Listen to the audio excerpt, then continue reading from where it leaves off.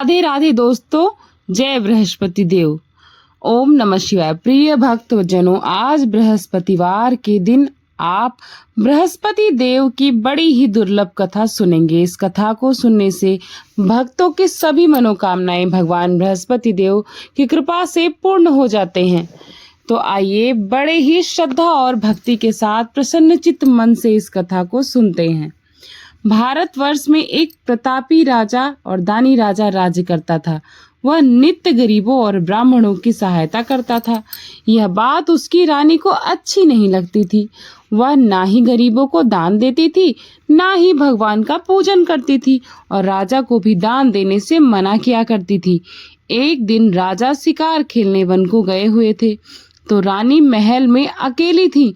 उसी समय बृहस्पति देव साधु वेश में राजा के महल में भिक्षा लेने के लिए गए और भिक्षा मांगी तो रानी ने भिक्षा देने से इनकार कर दिया और कहा, हे साधु महाराज, मैं तो दान पुण्य से तंग आ गई हूँ। मेरा पति सारा दिन धन लुटाते रहता है। मेरी इच्छा है कि हमारा सारा धन नष्ट हो जाए, फिर न रहेगा बांस और ना ही बजेगी बांसुरी। साधु ने कहा, देवी तुम तो बड़ी विचित्र हो। धन संतान के लिए तो सभी चाहते हैं, पुत्र और लक्ष्मी तो पापी के घर में होने चाहिए। यदि तुम्हारे पास अधिक धन है तो भूखों को भोजन दे दो, प्यासों के लिए प्याऊ बनवा दो, मुसाफिरों के लिए धर्मशालाएं खुलवाओ। जो निर्धन अपनी कुंवारी कन्याओं का विवाह नहीं कर सकते उनका विवाह करा दो। और ऐसे कई काम हैं जिनके करने से तुम्हारा यश लोक और परलोक सब में फैलेगा। परंतु रानी पर उपदेश का कोई प्रभाव नहीं पड़ा। वह बोली, महाराज आप मुझे कुछ ना समझाएं, मैं ऐसा धन चाहती ही नहीं जो हर जगह मैं बांटती फिरूं। साधु ने उत्तर दिया, यदि तुम्हारी ऐसी इच्छा है तो तथास्तु। तुम ऐसा करना कि बृहस्पतिवार को अपने घर को लीप कर पीली मिट्टी से अपना सर धोकर स्नान कर भट्टी चढ़ाकर कपड़े धोना। ऐसा करने से आपका धन सी धीरे धीरे सारा का सारा नष्ट हो जाएगा। इतना कहकर साधु महाराज वहां से अलोप हो गए और साधु के अनुसार कई बातों को पूरा करते हुए रानी केवल 3 बृहस्पतिवार के ही दिन बीते थे कि उसकी समस्त धन संपत्ति नष्ट हो गई। भोजन के लिए राजा का परिवार तरसने लगा। तब एक दिन राजा ने रानी से बोला, हे रानी तुम यहीं रहो, मैं दूसरे देश को जाता हूँ, क्योंकि यहाँ पर सभी लोग मुझे जानते पहचानते हैं, इसलिए मैं कोई छोटा कार्य भी नहीं कर सकता। ऐसा कहकर राजा परदेश चला गया। वहां यहाँ जंगल से लकड़ी काट कर लाता और शहर में बेचता। इस तरह वह अपना जीवन व्यतीत करने लगा। इधर राजा के परदेश जाते ही रानी और दासी दुखी रहने लगी। एक बार जब रानी और दासी को 7 दिन तक बिना भोजन के रहना पड़ा तो रानी ने अपनी दासी से कहा, हे दासी, पास के ही नगर में मेरी बहन रहती है, वह बड़ी धनवान है, तो उसके पास चली जा और कुछ लेकर आ ताकि थोड़ा बहुत गुजर बसर हो चुके। रानी दासी की बहन के पास गई। उस दिन गुरुवार का दिन था और रानी की बहन उस समय बृहस्पतिवार की व्रत कथा सुन रही थी। दासी ने रानी की बहन को अपनी रानी का संदेश दिया, लेकिन रानी की बड़ी बहन ने कोई उत्तर नहीं दिया क्योंकि वो कथा सुन रही थी। जब दासी को रानी की बहन से कोई उत्तर नहीं मिला तो बहुत दुखी हुई, उसे क्रोध भी आया। दासी ने वापस आकर रानी को सारी बातें बता दी। सुनकर रानी ने अपने भाग्य को कोसा। उधर रानी की बहन ने सोचा कि मेरी बहन की दासी आई थी परंतु मैं उससे नहीं बोली, इससे वह बहुत दुखी हुई होगी। कथा सुनकर और पूजन समाप्त करके वह अपनी बहन के घर आई और कहने लगी, हे बहन, मैं बृहस्पतिवार का व्रत कर रही थी और तुम्हारी दासी मेरे घर पर आई थी, परंतु जब तक कथा होती है तब तक ना तो उठते हैं और ना ही बोलते हैं, इसीलिए मैं नहीं बोली। कहो दासी क्यों गई थी? रानी बोली, बहन तुमसे क्या ही छिपाऊं, हमारे घर में खाने तक को अनाज नहीं था। ऐसा कहते कहते रानी की आंखें भर आईं। उसने दासी समेत पिछले 7 दिनों से भूखे रहने तक की बात अपनी बहन को बताकर विस्तार पूर्वक वर्णन किया कि क्या क्या हुआ। रानी की बहन बोली, देखो बहन, भगवान बृहस्पति सभी की मनोकामना पूर्ण करते हैं। देखो शायद तुम्हारे घर में अनाज रखा हो। पहले तो रानी को विश्वास नहीं हुआ, पर बहन के आग्रह करने पर उसने अपनी दासी को अंदर भेजा तो उसे सचमुच अनाज से भरा हुआ एक घड़ा मिल गया। यह देखकर दासी बहुत हैरान हुई।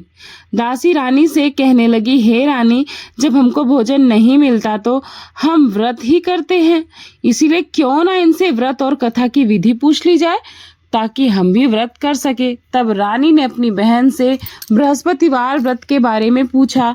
उनकी बहन ने बताया, बृहस्पतिवार के व्रत में चने की दाल और मुनक्के से विष्णु भगवान का केले की जड़ में पूजन करें तथा दीपक जलाएं, व्रत कथा सुने और पीला भोजन ही करें।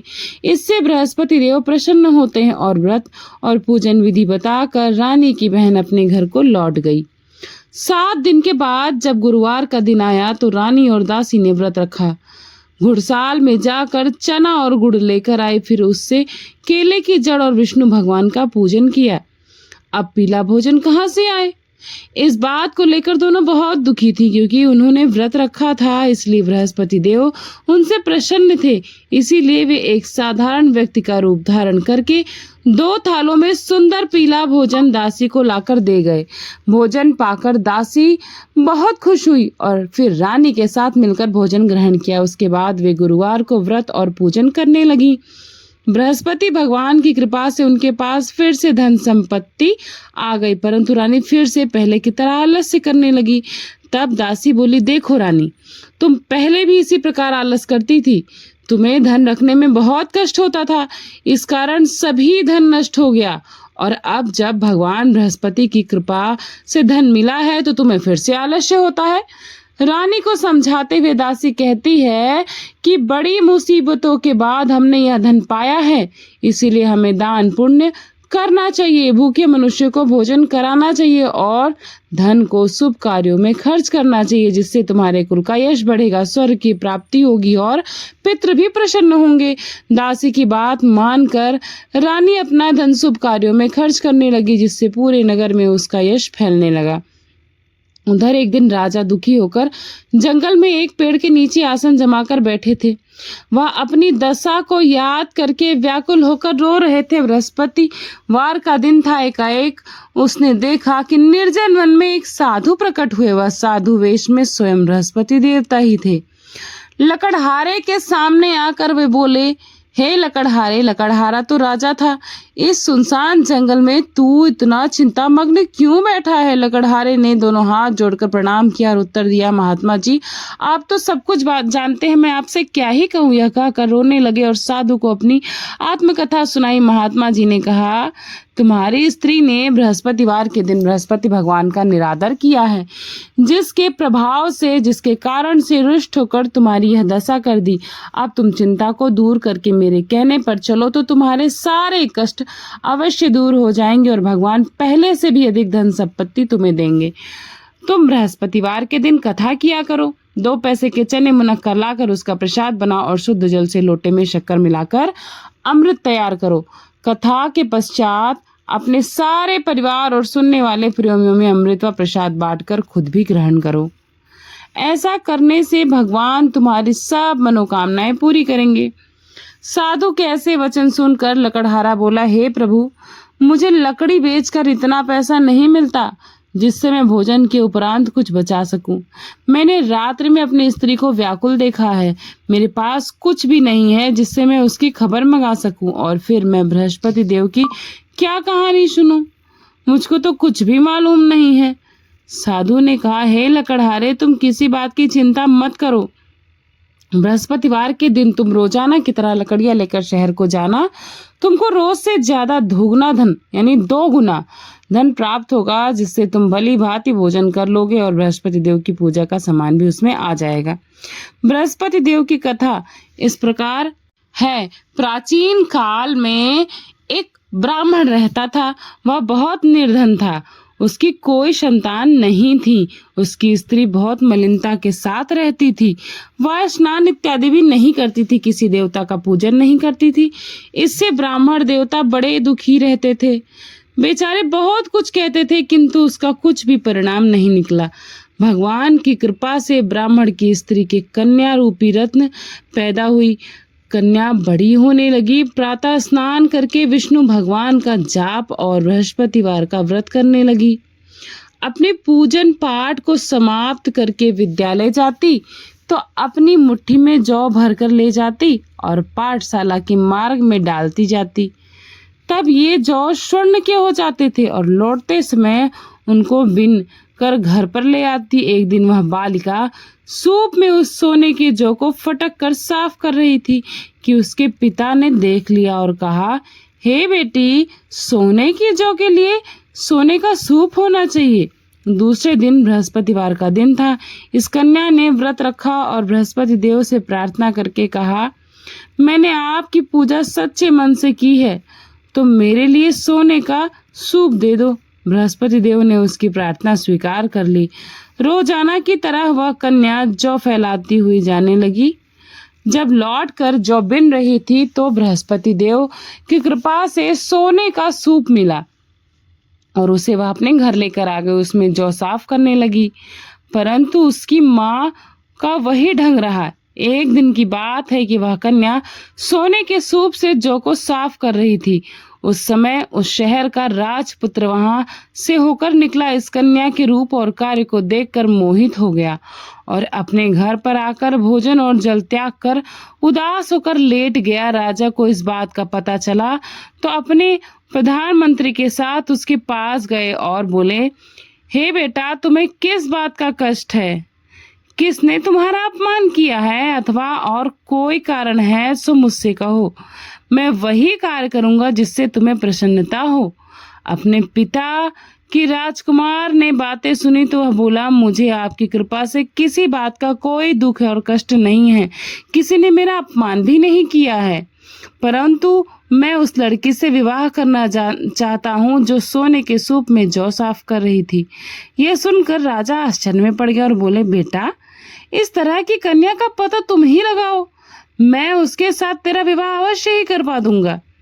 राजकुमार ने उस लड़की के घर का पता बताया। तब मंत्री उस लड़की के घर गए और ब्राह्मण देवता को सभी हाल बताया। ब्राह्मण देवता राजकुमार के साथ अपनी कन्या का विवाह करने के लिए तैयार हो गए तथा विधि विधान के अनुसार ब्राह्मण की कन्या का विवाह राजकुमार के साथ संपन्न हुआ। कन्या के घर से जाते ही पहले की भांति उस ब्राह्मण देवता के घर में गरीबी का निवास हो गया। अब भोजन के लिए भी अन्न बड़ी मुश्किल से मिलता था। एक दिन दुखी होकर ब्राह्मण देवता अपनी पुत्री के पास गए। बेटी ने पिता की दुखी अवस्था को देखा और अपनी माँ का हाल पूछा। तब ब्राह्मण ने भी सभी हाल कहा। कन्या ने बहुत सारा धन देकर अपने पिता को विदा कर दिया। इस तरह ब्राह्मण का कुछ समय सुखपूर्वक व्यतीत हुआ। कुछ दिन के बाद फिर से वही हाल हो गया। ब्राह्मण फिर से अपनी कन्या के यहाँ गया और सारा हाल कहा तो लड़की बोली, हे पिताजी, आप माताजी को यहाँ ले आओ, मैं उन्हें विधि बता दूंगी जिससे उनकी गरीबी दूर हो जाएगी। वह ब्राह्मण देवता अपनी स्त्री को साथ लेकर पहुंचे तो अपनी माँ को समझाने लगी। कन्या बोली, हे माँ, तुम प्रातः काल प्रथम स्नान आदि करके विष्णु भगवान का पूजन किया करो तो सब दरिद्रता दूर हो जाएगी। परंतु उसकी माँ ने एक भी बात नहीं मानी और प्रातः काल उठकर अपनी पुत्री के बच्चों की जूठन को खा लिया। इससे उसकी पुत्री को भी बहुत गुस्सा आया। उसने एक रात एक कटोरी से सारा सामान एक कोठरी से निकाल दिया और अपनी माँ को उसने उसी कोठरी में बंद कर दिया। प्रातः उसमें से उसे निकाला तो स्नान आदि करा के पूजा पाठ करवाया तो उसकी माँ की बुद्धि ठीक हो गई। इसके बाद वह नियम से पूजा पाठ करती और प्रत्येक बृहस्पतिवार को व्रत रखने लगी। इस व्रत के प्रभाव से उसकी माता पिता बहुत ही धनवान और पुत्रवान हो गए और बृहस्पति देवता के प्रभाव से इस लोक के सुख को भोग कर अंत में स्वर्ग को प्राप्त हुए। इस तरह की कहानी कहकर साधु देवता वहां से अंतर्ध्यान हो गए। धीरे धीरे समय व्यतीत होने पर फिर वही बृहस्पतिवार का दिन आया। लकड़हारा यानी कि राजा जंगल से लकड़ी काट कर किसी शहर में बेचने के लिए गए।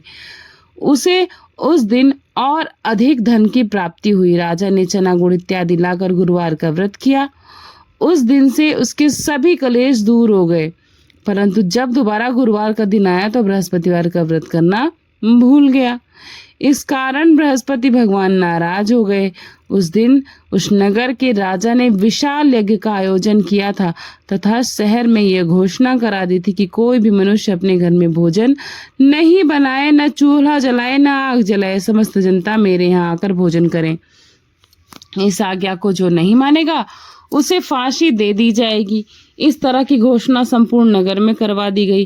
राजा की आज्ञा के अनुसार शहर के सभी लोग भोजन करने के लिए आए, लेकिन लकड़हारा कुछ देर से पहुंचा, इसलिए राजा उसको अपने साथ लेकर गए और ले जाकर भोजन करा रहे थे तो रानी की दृष्टि उस खूंटी पर पड़ी जिस पर उसका हार लटका था। वह वहां पर नहीं दिखाई दिया। रानी ने निश्चय किया कि मेरा हार इस मनुष्य ने ही चुराया है। उस समय सिपाहियों को बुलाकर उसको कारागार में बंद करवा दिया। जब लकड़हारा कारागार में पड़ गया और बहुत दुखी होकर विचार करने लगा कि ना जाने कौन से पूर्व जन्म के कर्म बाकी रह गए थे कि मुझे यह दुख प्राप्त हुआ है, और उसी साधु को याद करने लगा जो कि जंगल में मिला था। उसी समय तत्काल बृहस्पति देव साधु के रूप में प्रकट हुए और उसकी दशा को देखकर कहने लगे, अरे मूर्ख, तूने बृहस्पति देव की कथा नहीं करी, इसी कारण तुझे यह दुख प्राप्त हुआ है। अब चिंता मत कर, बृहस्पति के दिन कारागार के दरवाजे पर 4 पैसे पड़े मिलेंगे, उनसे तू बृहस्पति देव की पूजा करना, तेरे सभी कष्ट अवश्य दूर हो जाएंगे। बृहस्पतिवार के दिन उसे 4 पैसे सच में पड़े मिले। लकड़हारे ने कथा कही। उसी रात्रि को बृहस्पति देव ने उस नगर के राजा को स्वप्न में कहा कि हे राजा, तुमने जिस आदमी को कारागार में बंद कर दिया है वह निर्दोष है, वह राजा है, उसे छोड़ दो। रानी का हार उसी खूंटी पर लटका है, अगर तू ऐसा नहीं करेगा तो मैं तेरे राज्य को नष्ट कर दूंगा। इस तरह रात्रि के स्वप्न को देखकर राजा भयभीत हो गया। प्रातः काल उठा और खूंटी पर हार देखकर लकड़हारे को बुलाकर क्षमा याचना की और लकड़हारे को योग्य सुंदर वस्त्र आभूषण प्रदान किया और विदा कर दिया। बृहस्पति देव की आज्ञा के अनुसार लकड़हारा अपने नगर को चला गया। राजा जब अपने नगर के निकट पहुंचा तो उसे बड़ा आश्चर्य हुआ। आश्चर्य ये हुआ कि उसका नगर पूरी तरह से बदल गया था। नगर में पहले से अधिक बाग, तालाब, कुएं, बहुत सारी धर्मशालाएं, मंदिर इत्यादि सब बन गए थे। राजा ने पूछा, यह किसका बाग है और धर्मशाला है? तब नगर के सब लोग कहने लगे, यह सब रानी और बांदी के हैं।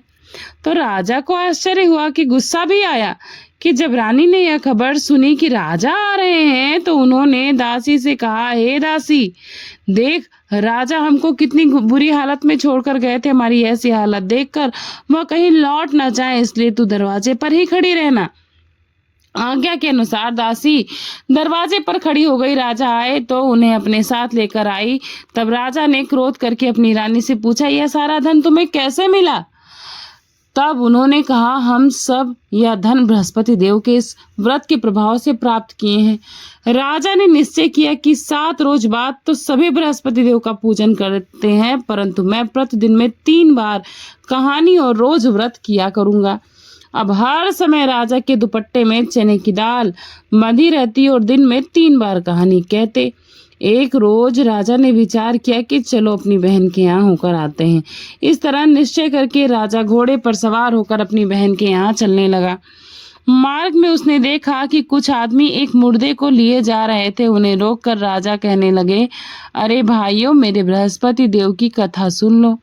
वे बोले, हमारा तो आदमी मर गया है, इसको अपनी कथा की पड़ी है। परंतु कुछ आदमी बोले, अच्छा कहो, हम तुम्हारी कथा सुन लेंगे। राजा ने दाल निकाली और जब कथा आधी हुई तो मुर्दा हिलने लगा, और जब कथा समाप्त हो गई तो राम राम करके मनुष्य उठकर खड़ा हो गया। आगे मार्ग में उसे किसान खेत में हल चलाता हुआ मिला तो राजा ने उसे देखकर बोला, अरे भैया, हमारी कथा सुन लो, मेरी बृहस्पतिवार की कथा सुन लो। किसान बोला, जब तक तेरी कथा सुनूंगा तब तक चाल हल मैं जोत लूंगा, जा अपनी कथा किसी और को सुनाना। इस तरह राजा आगे चलने लगा। राजा के हटते ही बैल पछाड़ खाकर गिर पड़े और किसान के पेट में बड़ी जोर का दर्द होने लगा। उस समय उस किसान की माँ रोटी लेकर आ रही थी। उसने जब यह सब कुछ देखा तो अपने पुत्र से सब हाल पूछा। अरे बेटे ने सब हाल कह दिया तो बुढ़िया दौड़ पड़ी उस घुड़सवार के पास और बोली कि मैं तेरी कथा सुनूंगी, तू अपनी कथा मेरे खेत पर चलकर सुनाना। राजा ने बुढ़िया के खेत पर जाकर कथा कही, जिसके सुनते ही वह बैल उठकर खड़ा हो गया और किसान के पेट का दर्द भी बंद हो गया। राजा अपनी बहन के घर पहुंचा। बहन ने भाई की खूब मेहमानी की और दूसरे रोज प्रातः काल राजा जगा तो वह देखने लगा कि सब लोग भोजन कर रहे हैं। राजा ने अपनी बहन से कहा, ऐसा कोई मनुष्य है जिसने अभी तक भोजन न किया हो? मेरे बृहस्पतिवार की कथा सुन ले। बहन बोली, हे भैया, यह देश ऐसा है कि पहले यहाँ लोग भोजन करते हैं, बाद में अन्य काम करते हैं। अगर कोई पड़ोस में हो तो देख कर आती हूँ। वह ऐसा कहकर देखने चली गई, परंतु उसे कोई व्यक्ति नहीं मिला जिसे भोजन न किया हो। अतः वह एक कुम्हार के घर गई, जिसका लड़का बहुत लंबे समय से बीमार चल रहा था। उसे मालूम हुआ कि उसने 3 रोज से भोजन नहीं किया है। रानी अपने भाई की कथा सुनने के लिए कुम्हार से कही, वह तैयार हो गया। राजा ने जाकर बृहस्पतिवार की कथा कही, जिसको सुनकर उसका लड़का ठीक हो गया। अब तो राजा की प्रशंसा होने लगी। एक रोज राजा ने अपनी बहन से कहा, हे बहन, हम अपने घर को जाएंगे, तुम भी तैयार हो जाओ, चलो। राजा की बहन ने अपनी सास से कहा तो सास ने कहा, हाँ चली जा, परंतु अपने लड़कों को मत ले जाना, क्योंकि तेरे भाई की कोई औलाद नहीं है। बहन ने अपने भैया से कहा, भैया मैं तो चलूंगी, पर कोई बालक नहीं है, चलेगा? तो राजा बोला, जब कोई बालक ही नहीं चलेगा तो तुम जाकर क्या करोगी? बड़े दुखी मन से राजा अपने नगर को लौट गया। राजा ने अपनी रानी से कहा, हम निर्वंशी हैं, हमारा मुंह देखने का धर्म नहीं है और कुछ भोजन आदि नहीं किया। रानी बोली, हे प्रभु बृहस्पति देव, हमें आपने सब कुछ दिया है और हमें औलाद अवश्य देंगे वे। उसी रात को बृहस्पति देव ने राजा के स्वप्न में कहा, हे राजा उठो, सभी सोच को त्याग दो, रानी तेरी गर्भ से है। राजा ने यह बात सुनकर बड़ी खुशी जताई। 9वें महीने में उसके गर्भ से एक सुंदर पुत्र पैदा हुआ। तब राजा बोला, हे रानी, स्त्री बिना भोजन के रह सकती है, पर बिना कहे नहीं रह सकती है। जब मेरी बहन आएगी तो मुझसे कुछ मत कहना। रानी ने सुनकर हाँ कर दिया। तब राजा की बहन ने यह सब शुभ समाचार सुना तो बहुत खुश हुई और बधाई लेकर अपने भाई के यहाँ आई। तभी रानी ने कहा, घोड़ा चढ़कर आई तो नहीं आई, गधा चढ़कर आई तो आई हो। राजा की बहन बोली, भाभी इस प्रकार ना कहती तो तुम्हें औलाद कैसे मिलता? बृहस्पति देव ऐसे ही हैं, जैसी जिसके मन में कामनाएं हैं सभी को पूर्ण करते हैं। जो सद्भावना पूर्वक बृहस्पतिवार का व्रत करता है और कथा पढ़ता है और सुनता है और दूसरों को सुनाता है, बृहस्पति देव उनकी सभी मनोकामनाएं पूर्ण करते हैं। बृहस्पति देव उनकी सदैव रक्षा करते हैं। जो संसार में सद्भावना और सच्चे हृदय से बृहस्पति देव का पूजन करते हैं, उनकी सभी मनोकामनाएं उसी प्रकार पूर्ण हो जाती हैं जैसे राजा और रानी ने बृहस्पति देव की कथा का गुणगान किया था। उनकी सभी इच्छाएं बृहस्पति देव ने पूर्ण की थी। सभी मनुष्य को हृदय से उनका मनन करते हुए जयकारा करना चाहिए। तो प्रेम से बोलिए बृहस्पति देव की जय, विष्णु भगवान की जय, समस्त देवी देवताओं की जय। अब आप भगवान बृहस्पति देव की कथा कैसी लगी कमेंट बॉक्स में जरूर बताइएगा और कमेंट बॉक्स में हाजिरी लगाना बिल्कुल भी मत भूलेगा। अगर कथा अच्छी लगी हो तो फ्रेंड्स एंड फैमिली के साथ जरूर शेयर करिएगा। मिलती हूँ नई कथा के साथ नए अध्याय में। Thanks for watching. पूर्णिमा के शुभ ब्लॉग। राधे राधे, जय श्री कृष्ण।